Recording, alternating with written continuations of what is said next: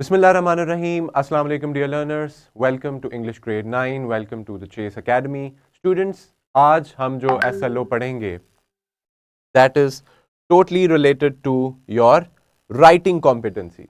हमने अभी तक डिफरेंट स्किल्स कॉम्पिटेंसीज के SLOs को कवर किया. हमने ग्रामर एंड वोकैबुलरी के कुछ SLOs देखे जिसमें हमने डिक्शनरी वाला SLO जो है वोकैबुलरी का उसको भी हमने देखा. उसके अलावा रीडिंग के SLOs, ग्रामर के SLOs जिसमें हमने नाउन और उसकी डिफरेंट काइंड्स को ऑब्जर्व किया था. Now today we are going to talk about writing, जो कि बहुत इंपॉर्टेंट पार्ट है आपके सब्जेक्ट का. And you are asked to write essays, stories, dialogues, application, letters और बहुत सारे क्वेश्चंस जो हैं आपके थर्ड सेक्शन में एग्जाम में आते हैं. तो हमने आज देखना है कि राइटिंग के हवाले से हमारे पास ये दो SLOs हैं according to the curriculum. First one is follow the steps of the process approach to plan for writing a paragraph. Brainstorming, structuring, mind mapping using a variety of graphic organizers, free writing and note taking. तो students, जब हम लिखने की बात करेंगे जो कि एक बड़ा सिस्टमैटिक अमल है, एक प्रोसेस है, उस प्रोसेस का नाम है प्रोसेस अप्रोच ऑफ राइटिंग, जिसको हम फॉलो करेंगे. और उस प्रोसेस में हम शुरू से लेके एंड तक उस प्रोसेस को फॉलो करते हैं. इसमें 3 बेसिक स्टेप्स हैं जिसे हम प्रोसेस अप्रोच ऑफ राइटिंग कहते हैं. Even if you are writing a paragraph, an essay और एनीथिंग, आप पहले ब्रेनस्टॉर्मिंग करते हैं, यानी सोचते हैं उसके बारे में, फिर उसको स्ट्रक्चर करते हैं, तरतीब देते हैं, डिफरेंट ऑर्गेनाइजर्स आप यूज़ करते हैं और उसके बाद आप लिखना स्टार्ट करते हैं. आप अपना फर्स्ट ड्राफ्ट लिखते हैं अपनी असाइनमेंट का, अपने होमवर्क का, या अगर आप एग्जाम के पॉइंट ऑफ व्यू से लिख रहे हैं तब भी आप बगैर तैयारी के लिखना शुरू नहीं करते, बल्कि उसको एक सिस्टमैटिक तरीके से लेकर चलते हैं. ठीक है, आज हमने वो तरीका सीखना है, वो बहुत अच्छा और बेस्ट मेथड जो हमें कुछ भी लिखते हुए उसको फॉलो करना है.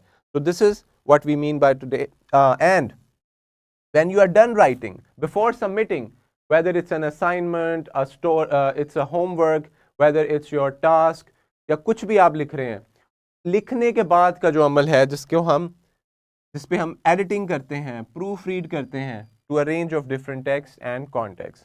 तो हमने ना सिर्फ ये देखना है कि अगर हमें कोई टॉपिक दिया जाता है, हमने लिखना किस तरह है, किस तरह उसके बारे में ब्रेनस्टॉर्मिंग करनी है, उसको लिखना स्टार्ट करना है, उसको स्ट्रक्चर कैसे करना है, किस तरह different organisers, different graphic organisers, diagrams, tools use करने हैं ताकि हम एक बहुत अच्छा पीस ऑफ टेक्स्ट लिख सकें. ठीक है, तो ये हमारा SLO है, प्रोसेस अप्रोच ऑफ राइटिंग, जो कि एक बड़ा सिस्टमैटिक और अच्छा मेथड है. हम देखते हैं कि हमने इसे किस तरह लर्न करना है, what are the different steps जो हमने फॉलो करने हैं.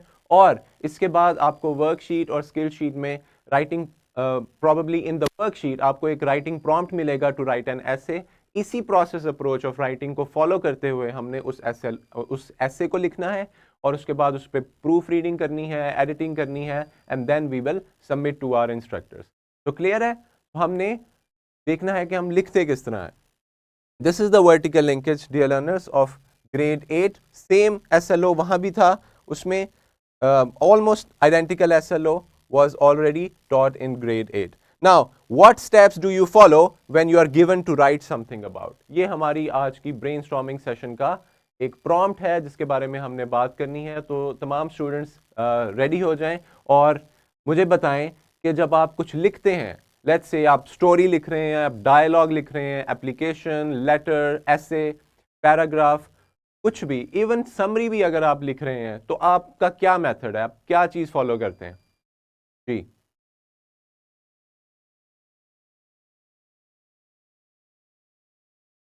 जी, कौन बता जी, इनका राहिब जी, रहमा, इनको अनम्यूट कीजिए. जी राहिम, जब आप बेटा लिखना स्टार्ट करते हैं तो क्या स्टेप आप फॉलो करते हैं, आपकी क्या स्ट्रेटजी है जब आप लिखना स्टार्ट करते हैं.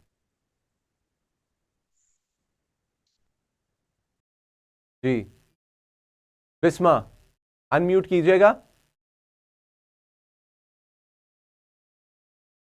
जी स्टूडेंट्स, इशाल JSMS से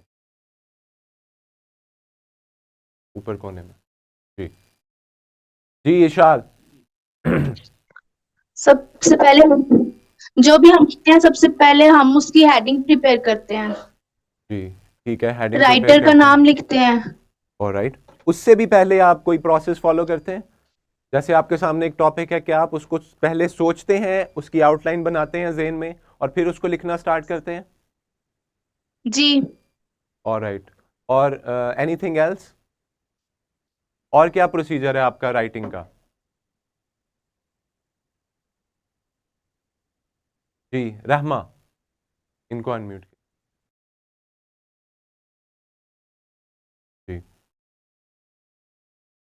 हम उसको एक इमेजिनेशन बनाते हैं उसकी, जी कि हम इस ये मतलब एक मिसाल है, हम एक टॉपिक लेते हैं, माई सेल्फ ले लेते हैं, तो हम अपने बारे में सोचते हैं उसमें जी कि हमारी स्किल्स क्या हैं, हम कहाँ रहते हैं, हमारी हॉबीज क्या हैं। हम बिल्कुल। एक टॉपिक जब लेते हैं हम उसके हम्म, बारे में पहले कीवर्ड्स सोचते हैं, फिर उन कीवर्ड से उनकी पूरी लाइंस एंड पैराग्राफ्स बनाते हैं, सेंटेंसेस बनाते हैं, जी बिल्कुल ऐसे ही है, इसे हम कहते डिटेल बनाते हैं हैं। ब्रेनस्टॉर्मिंग। सबसे पहले हम ब्रेनस्टॉर्मिंग करते हैं अपने दिमाग में, या लिख के भी ब्रेनस्टॉर्मिंग की जा सकती है कि हमने इस ऐसे में क्या चीज़ें मेंशन करनी है, क्या चीज़ें हैं जो लाजमी लिखनी है, उसके बाद हम उसे स्ट्रक्चर करते हैं। ऐसे ही है।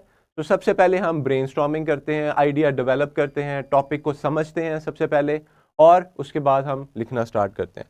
और लिखते हुए हम स्ट्रक्चर करते हैं उस राइटिंग को डिफरेंट पैराग्राफ्स में। ठीक है, पैराग्राफ्स में हम उसको डिवाइड करते हैं, एक सेंटेंस पैटर्न को फॉलो करते हैं, और लिखने के बाद हम उसे रिव्यू करते हैं, देखते हैं अगर उसमें कोई ग्रामेटिकल एरर है, स्पेलिंग एरर है, वोकैबुलरी का कोई एरर है, हम उसको करेक्ट करते हैं। और if there is if it is necessary we make some slide changes as well. ठीक है, हम स्ट्रक्चर को आगे पीछे कर देते हैं कि ये चीज़ इस पैराग्राफ में नहीं है, इस पैराग्राफ में मेंशन करना बेहतर है।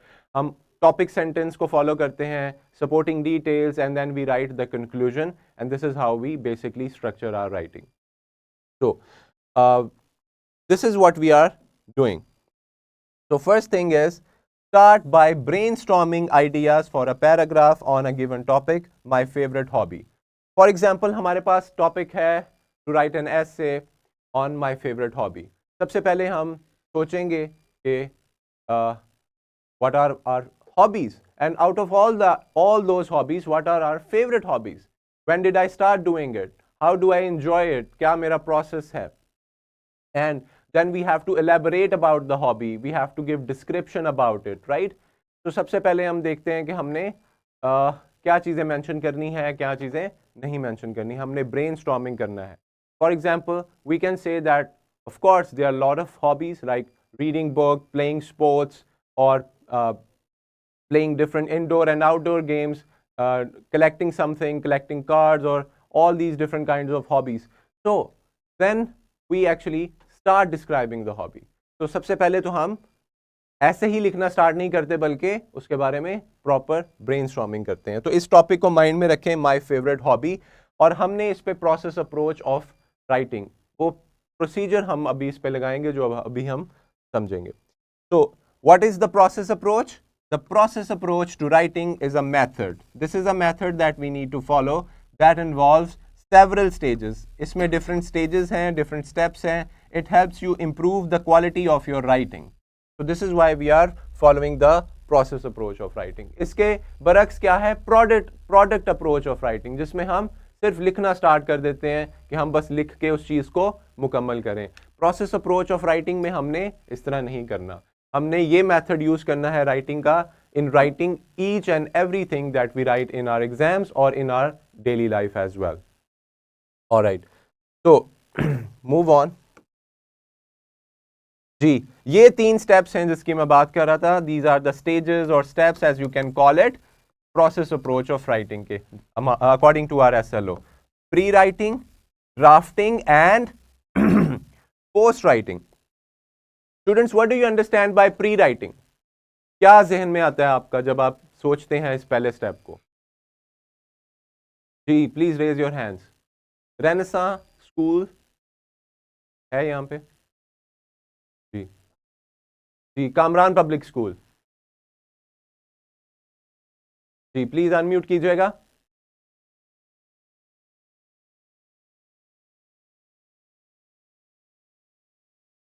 जी एनी अदर स्टूडेंट?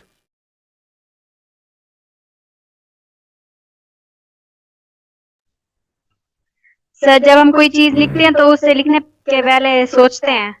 जी लिखने से पहले का जो अमल है, वो स्टेप जो प्रैक्टिकली लिखने से पहले का अमल है, that is called pre writing. और ब्रेनस्टॉर्मिंग करना, आइडियाज को कंसीव करना, ये सारा इस प्रोसेस में होगा, प्री राइटिंग। ठीक है। What about drafting?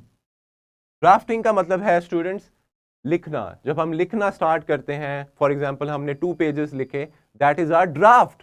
एंड जरूरी नहीं है कि वही ड्राफ्ट हमने जमा करवाना है क्लास में इंस्ट्रक्टर को, हम उसको दोबारा लिख सकते हैं, वो सेकंड ड्राफ्ट कहलाएगा। तो हम ड्राफ्टिंग कर रहे हैं, यानी हम प्रैक्टिकली लिख रहे हैं अपने पेज पे, and that is called drafting. And what about post writing? Post means when you have done writing any topic, about any essay, about any topic, when you're done writing it, then you need to check whether you have written correctly. तो उसमें editing, proof reading, सारा अमल उसमें आ जाएगा। ठीक है। तो लिखने से पहले, लिखते हुए और लिखने के बाद, ये हमारे 3 स्टेप्स है प्रोसेस अप्रोच ऑफ राइटिंग के। ये नाम, ये प्रोसेस आपने लाजमी याद रखना है। This is process approach of writing, जिसके हम स्टेप्स को फॉलो कर रहे हैं। Now the first thing is brainstorming. Brainstorming का क्या मतलब है? कि हमने अपने दिमाग को हिलाना है, हमने अपने दिमाग के अंदर आइडियाज कंसीव करने हैं कि हम क्या लिख सकते हैं, ठीक है, और कितना लिख सकते हैं। Brainstorming helps generate ideas. Different ideas आपको इस स्टेप्स में आएंगे। और ये कौन सा स्टेप है? Pre writing. Pre writing stage की हम बात कर रहे हैं। And organize different thoughts. अब एक टॉपिक की अगर बात करें, बहुत सारे आइडियाज हमें आ रहे हैं, बहुत सारी थॉट्स आ रही हैं, लेकिन हमने उन थॉट्स को ऑर्गेनाइज करना है कि पहले ये वाली बात करेंगे, उसके बाद ये बात करेंगे, और उसके बाद ये बात करेंगे। ठीक है। तो हमने उसको ऑर्गेनाइज करना है, उसको एक तरतीब में लेके आना है, उसको ऑर्गेनाइज करना है। We use different brainstorming techniques, जैसे मेकिंग अ लिस्ट। हम सारे आइडियाज की, चीज़ों की लिस्ट बना सकते हैं। लिखने से पहले एक स्मॉल लिस्ट बना सकते हैं ताकि हमें आइडियाज भूले ना। हम कॉन्सेप्ट मैप बना सकते हैं। ठीक है। और we can use different organizers. हम फ्लो चार्ट को बना सकते हैं, स्पाइडर डायग्राम्स, वेन डायग्राम, और बहुत सारी चीज़ें बना सकते हैं लिखने से पहले, ताकि हमारी थॉट्स आपस में लिंक हों। ठीक है। अगर एक चीज़ की डिफरेंट कैटेगरीज हैं, आप कैटेगरीज को मेंशन कर सकते हैं, लिस्टिंग कर सकते हैं before writing. For example, our topic is on smoke. As you can see, there's a lot of smoke outside. So you can make a list. Smoke से क्या बीमारियां फैल सकती हैं? You can make a list. क्या precautions हैं जो हम कर सकते हैं? उसके क्या side effects हैं? So you can make diagrams and lists in the process approach of writing in the first step called pre-writing, और उसके अंदर हमारी टेक्निक है brainstorming. You can make list, you can generate broad ideas, then build on them when more details in bullet pointed list. You can make bullet points. ठीक है। इन techniques को आपने लाजमी याद रखना है, समझना है और यूज करना है। इनको यूटिलाइज करेंगे तो आप एक बहुत अच्छा पैराग्राफ या ऐसे लिख सकते हैं। फिर हम उनको ग्रुप कर सकते हैं, लेबल कर सकते हैं। हम कब यूज करते हैं? जब हमने बहुत सारी इंफॉर्मेशन प्रोड्यूस करनी है in a short amount of time, or when you have a broad topic that you need to narrow down, then we make list. So listing is very much important कि आप list बनाएं। और उसके बाद mind mapping looks like this, students, as you can see over here. आप mind map बना सकते हैं, यानी आपके माइंड में उस टॉपिक के हवाले से जिस तरह चीज़ें कनेक्टेड हैं, आप उस टॉपिक को middle of the mind map लिख सकते हैं, और उसके बाद चीज़ें कनेक्ट कर सकते हैं with lines that how you're going to perceive and connect those ideas together. आप देख सकते हैं यहाँ पे, I hope you can see clearly that if you have a topic, you can write it in the middle, and then you write the connected ideas. जो connected ideas हैं उसको आप मेंशन कर सकते हो। अगर इसी में से भी अगर आपके और आइडियाज निकलते हैं तो आप और लाइंस ड्रॉ करके आइडियाज को जनरेट कर सकते हैं। Now let's see a visual strategy that shows hierarchy and explores relationships between topics or different ideas. Use it when are we going to use it? Since students we are visual learners, हम देख के ज़्यादा सीखते हैं. जब हमने अपने ideas को, thoughts को clearly पेपर पे mention किया होगा तो हमें बहुत अच्छे तरीके से ideas conceive हो सकते हैं और हम उनको लिख सकते हैं. ठीक है. So this is a technique called mind mapping. यानी जो भी आपके दिमाग में चल रहा है आप उसको मैप आउट कर दें पेपर पे and you can right so many different ideas. ठीक है. इसके जरिए भी आप अपनी ब्रेनस्टॉर्मिंग कर सकते हैं. Organizing. Now we are going to talk about outlining the whole writing, the whole essay or the topic, that how we are going to organize it. Organizing, it refers to the structure and arrangement of ideas, information and arguments within a piece of text. Effective organizing ensures that the content flows logically and coherently. उसमें एक logical तरतीब होनी चाहिए, वो आपस में चीज़ें connect होनी चाहिए. ठीक है, जिसे हम कहते हैं organising. So you have to organize your essay. Now,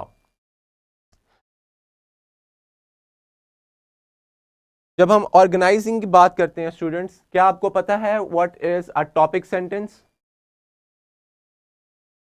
ji, Oxford grammar school, इन्हें जरा अनम्यूट कीजिए.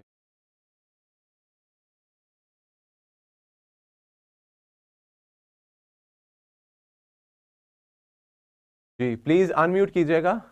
Any student who is going to tell me what is topic sentence?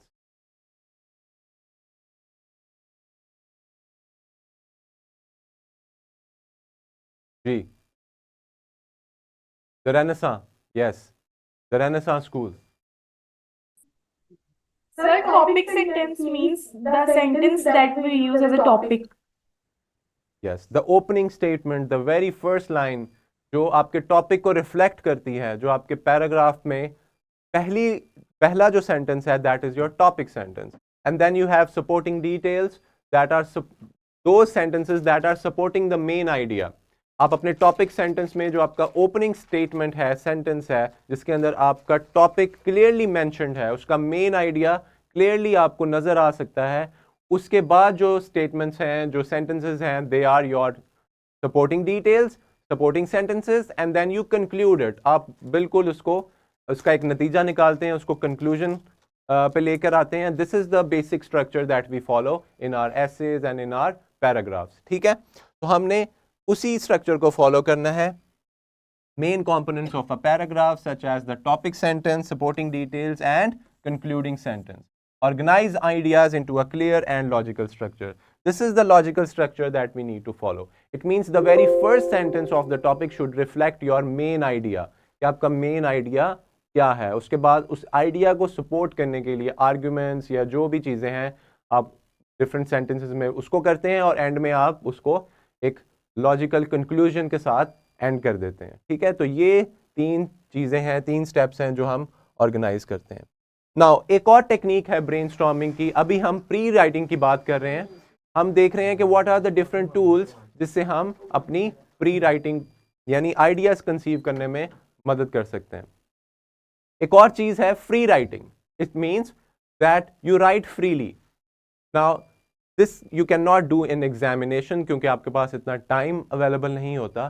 Free writing is a very good technique जो आप घर में use कर सकते हैं, आप क्लासरूम में यूज़ कर सकते हैं to be a very good writer. क्या करेंगे, कोई भी टॉपिक सेलेक्ट करेंगे, टाइम लगा देंगे 5 मिनट्स 10 मिनट्स स्टॉप वॉच पे. उसके बाद आप लिखना स्टार्ट करेंगे without worrying about any grammar. बिल्कुल परवाह नहीं करेंगे ग्रामर मिस्टेक हो रही है, स्पेलिंग मिस्टेक हो रही है, बस आप लिखते जाएंगे फ्लोली इन अ वेरी गुड फ्लो और उसके बाद आप उसे चेक कर सकते हैं. इस तरह जब आप लिखेंगे तो बहुत सारे आइडियाज़ जो आपके दिमाग में होंगे वो सारे पेपर पे आ चुके हैं. उसके बाद आप उसमें से जो आइडिया लेना है वो ले सकते हैं, जो चीज़ वैल्यूएबल है, जो नेसेसरी है, उसको पिक आउट कर सकते हैं. तो ये एक बहुत अच्छी लिखने के ज़रिए ब्रेनस्टॉर्मिंग करने की टेक्निक है which we call free writing. You just write freely without worrying about कि मैं क्या लिख रहा हूँ या लिख रही हूँ, सही है या गलत है. बस लिखें, उसको पूरे टाइम तक लिखें और उसके बाद उसे रिव्यू करें. ठीक है, सो let's talk about graphic organizers. Now students, since we are visual learners, we see and then we learn a lot from it. Right? तो बहुत सारे ग्राफिक ऑर्गेनाइजर्स हैं. You can make tables, you can make spider diagrams, so many different diagrams at the back of your page, or dedicating a separate page for that, ताकि आप ideas को conceive कर सकें. तो वो सारे टेबल्स, डायग्राम्स, उनको हम क्या कहते हैं? Graphic organisers. माइंड मैप भी एक ग्राफिक ऑर्गेनाइजर है. तो ये सारे ग्राफिक ऑर्गेनाइजर्स को आप यूज़ कर सकते हैं to visualize your information. Reviewing and revising. Reviewing से क्या मुराद है और रिवाइजिंग से हमारी क्या मुराद है? स्टूडेंट्स, जब हम एक चीज़ को लिख लेते हैं, हम उसे रिव्यू करेंगे कि क्या हमारे आइडियाज़ जो हम लिखना चाहते थे वो हम करेक्टली लिख पाए. हम रिव्यू करेंगे for any grammatical error, any kind of structural error, and so on. And then we revise it. If there are any mistakes, we correct them. ठीक है? हम उसे correct करेंगे. Without, yes, Abdul Hanan. जी जी, अब्दुल हनान का कोई क्वेश्चन है?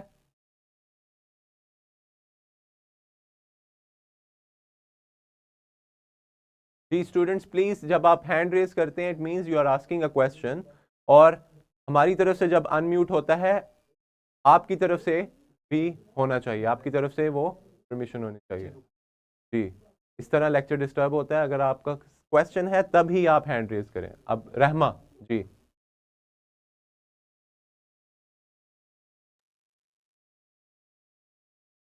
जी,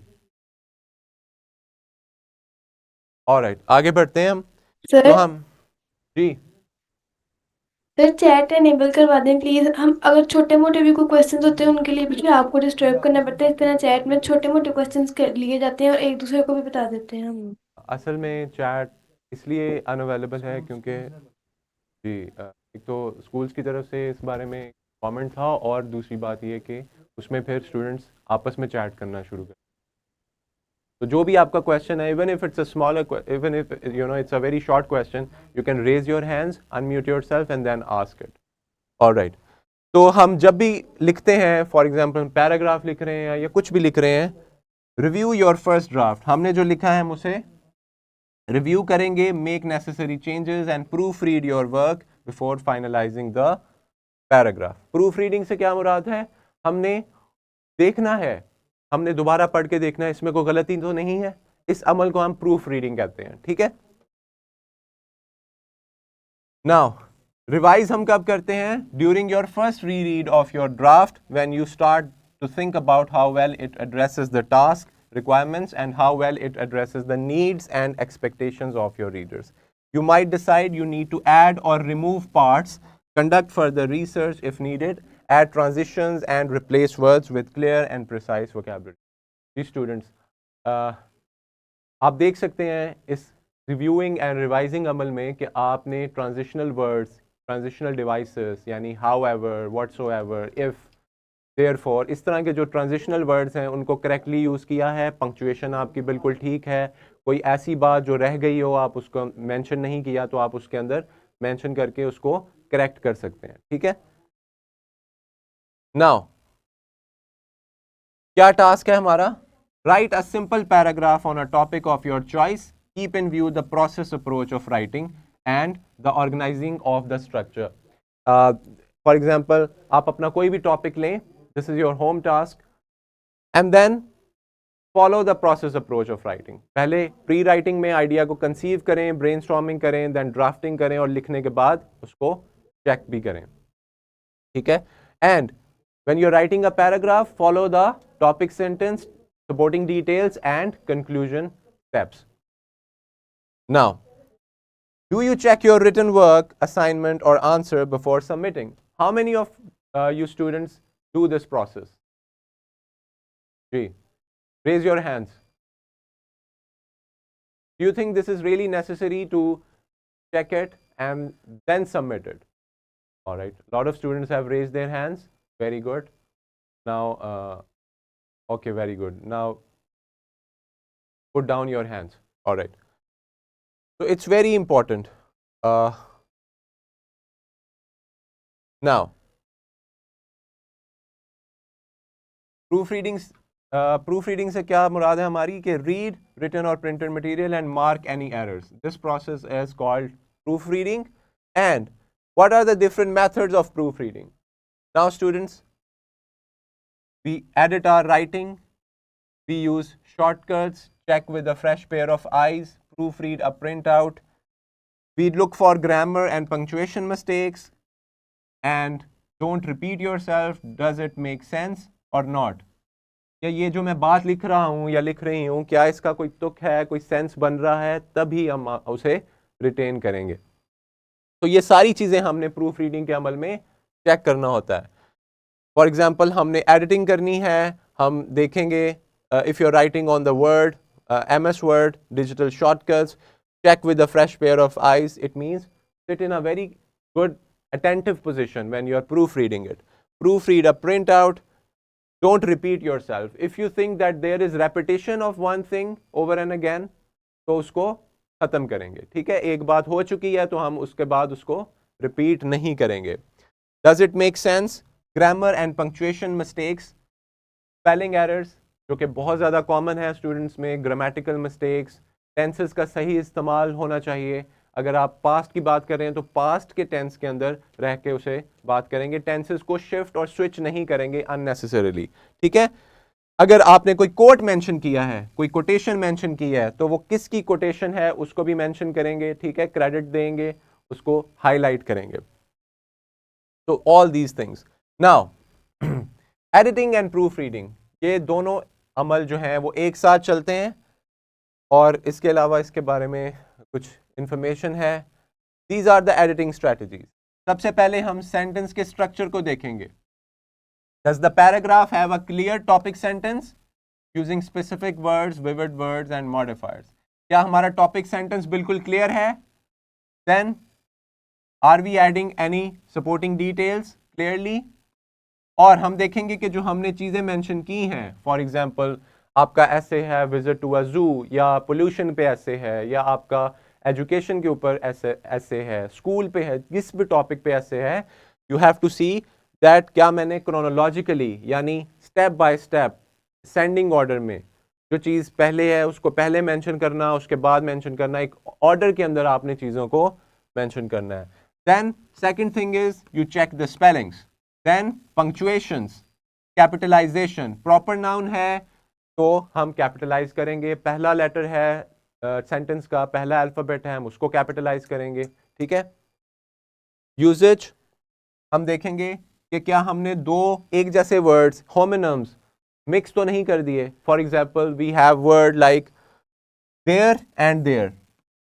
it is commonly mistaken. THEIR, there is a pronoun for third person and there is a demonstration. there, वहां, उनका और वहां दोनों में फर्क है. they are homonyms, they sound the same but their spellings and their functions are different. then you check your grammar, कि आपका ग्रामर में सब्जेक्ट और वर्ब अग्री कर रहा है या नहीं. प्लूरल है तो प्लूरल वाला हेल्पिंग वर्ब यूज करेंगे, सिंगुलर है तो सिंगुलर वाला हेल्पिंग वर्ब यूज करेंगे. ठीक है, तो इसको हम क्या कहते हैं, सब्जेक्ट एंड वर्ब एग्रीमेंट. जिस तरह का सब्जेक्ट है प्रोनाउन है उसी तरह का हेल्पिंग वर्ब, यानी इज, एम, आर प्लूरल और सिंगुलर को देखकर हम यूज करेंगे. These are some, this a checklist, you can copy this as well.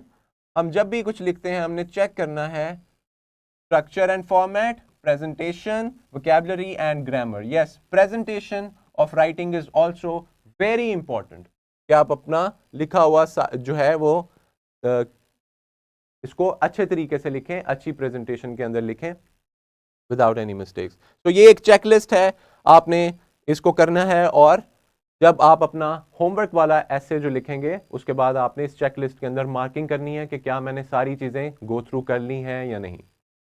उसके बाद आपके पास एक वर्कशीट अवेलेबल है जिसमें आपने इन गिवन पैराग्राफ्स में एरर्स को फाइंड करना है, प्रूफ रीड करना है, इसको एडिट करना है ताकि इसमें कोई भी मिस्टेक बाकी ना रहे, जो आप अपने रिमेनिंग टाइम में अभी इंशाल्लाह करेंगे. And again these are all the resources that you will have. And I hope students that आप लोगों को जो है SLO की समझ आ गई है. We talked about the writing process and process approach of writing, जिसके अंदर pre writing, drafting and post writing.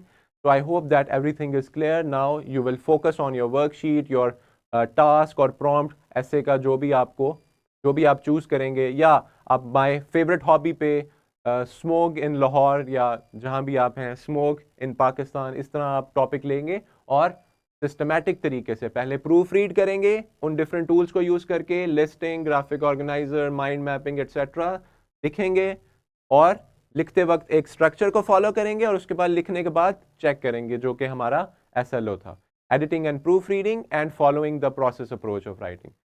Thank you so much students. अब जिस स्टूडेंट का सवाल है वो अपना हैंड रेज करें। अगर आपको कोई भी कंफ्यूजन है स्टूडेंट्स, अभी वक्त है कि आप उसे क्लियर कर लें, या कोई भी सवाल है तो आप उसे कर सकते हैं। जी जी, रहमा मरियम। हमने किस टॉपिक पे ऐसे लिखना है? आप माय फेवरेट हॉबी पे लिख सकते हैं, my last day at school, ठीक है, कर्टसी पे आप लिख सकते हैं, आदाब पे, कर्टसी पे, इसके अलावा आप स्मोक पे लिख सकते हैं। आप अपना टॉपिक चूज कर लें, ठीक है, लेकिन प्रोसेस अप्रोच ऑफ राइटिंग को फॉलो करेंगे। और कोई क्वेश्चन है? जी अरीबा। सर अस्सलाम वालेकुम। वालेकुम सलाम। सर ये क्रोनोलॉजिकल क्या होता है?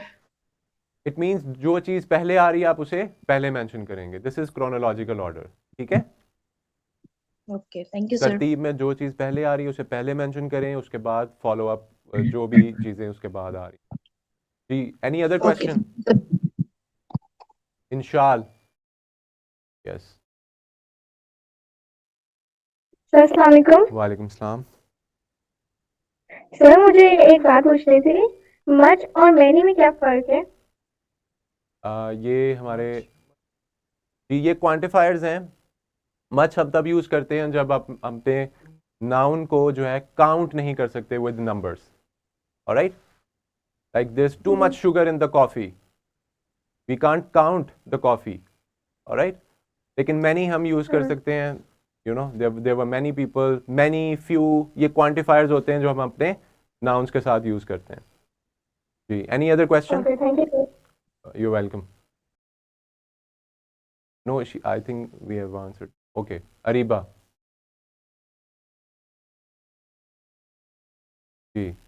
All right, thank you so much, students. Take care of yourselves.